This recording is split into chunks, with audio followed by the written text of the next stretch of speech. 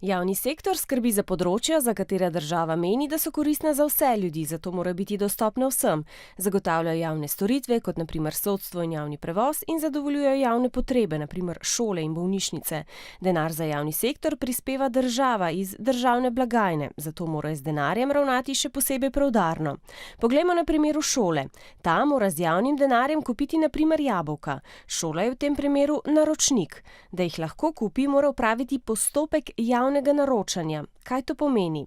Najprej pripravi razpisno dokumentacijo, v kateri zapiše svoje zahteve. Kaj želi kupiti in kakšne zahteve ima pri tem. Recimo, kupiti želi jabolka, ki so slovenska in niso škropljena. Vse ključne podatke mora objaviti na posebnem portalu javnih naročil, obenem s povezavo do mesta, kjer lahko vsak prebere vse podatke. Le tako imajo vsi, ki na trgu ponujajo jabolka, enake možnosti pri posredovanju ponudb. Šola je v predpisanem časovnem roku prejela 5 ponudb. Najprej preverijo, katere ponudbe ustrezajo vsem zahtevam, zapisanim v naročilu.